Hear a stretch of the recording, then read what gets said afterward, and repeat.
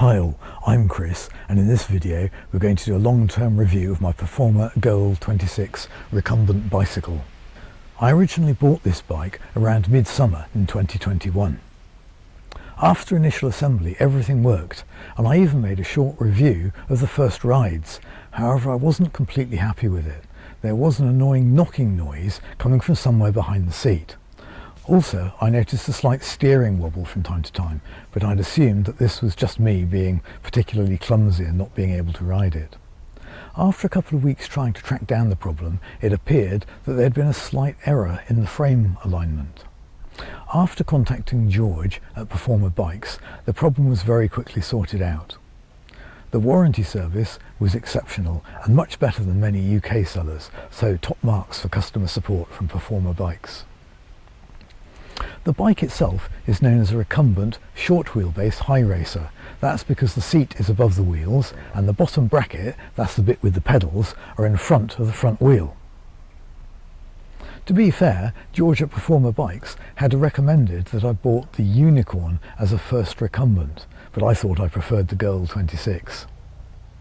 As it turns out, the Goal26 does take some practice to get comfortable riding it. It really isn't as easy as you think to just get on a ride this type of recumbent bike. It took me about 45 minutes before I felt comfortable riding on the road with traffic, and I think it would have been much easier to ride the Unicorn as suggested. The bike assembly is fairly straightforward, and anybody who can do basic bicycle maintenance wouldn't have any real problems assembling it. The bike does seem to be fairly sensitive to alignment issues, especially with the handlebars. I did notice that the amazing coloured paint does chip very easily, so you'll need to fit the clear adhesive frame protection strips which come with it. The bike does not come with a bell or front or rear reflectors. Both of these are required to be fitted by bike shops by law in the UK. I fitted my own bottle holder, and you may have to think very carefully about how you're going to install lights. I added an accessory mast on the back of mine. That's made from 20mm PVC electrical conduit. This also provides a useful place to attach an action camera. I used some self-adhesive reflective tape to ensure I had the legally required front and rear reflectors. I didn't bother fitting the wheel reflectors. I decided to fit my own smaller mirrors, as it's more difficult to look behind on a recumbent bike than on a normal mountain bike. I decided that it was not worth the bother of fitting the supplied flag or the kickstand. However, the mudguards are a really good supplied accessory, as is the rack.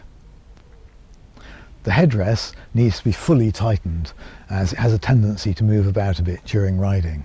The strap also needs to be tightened much more than you'd think. The basic maintenance tools supplied with the bike are excellent for just that, basic maintenance, but you need to use better tools for any major work. Most of the control cables are retained using small plastic clips. They seem to work well enough, but I decided to provide extra security by the use of additional small cable ties, remembering of course to avoid any exposed sharp ends. I found it quite tricky to adjust the gears to obtain a really smooth gear change throughout the whole range. This is probably because it's difficult to lift the bike or put the bike upside down like you can a normal bike. A purpose-built bike stand would probably help here.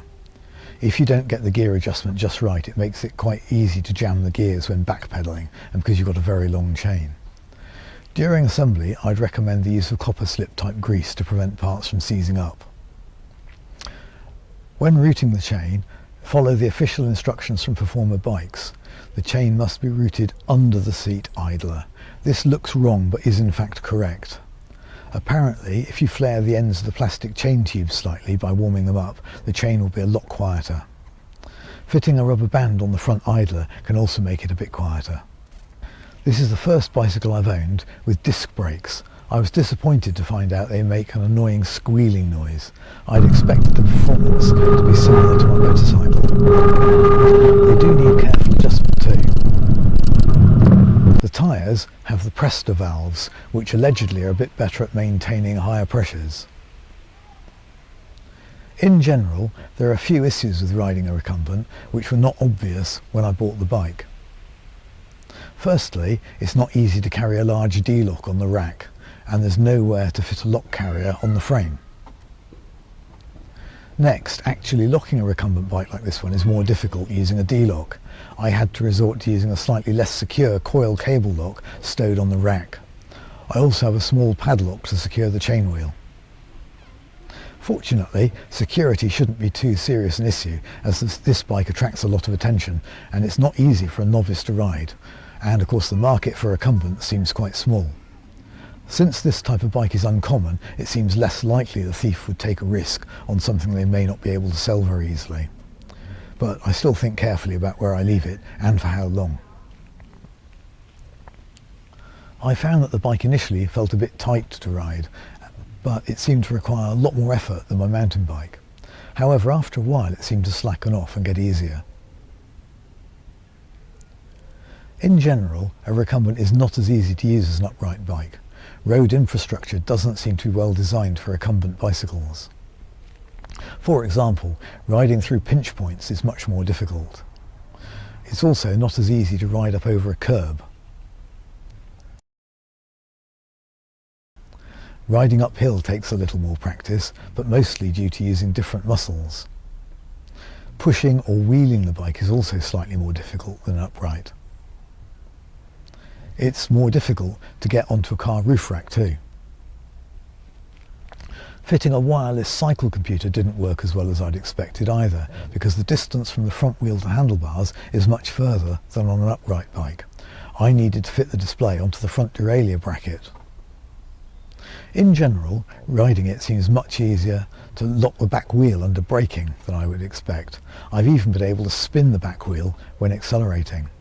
It's just possible to lift the front wheel when pulling away, but I suspect it's impossible to do a proper wheelie. On my mountain bike, I often push the bike and then jump on simultaneously, rather like the old Pony Express riders. But that technique doesn't work on a recumbent. Quick downhill rolling getaways just aren't possible.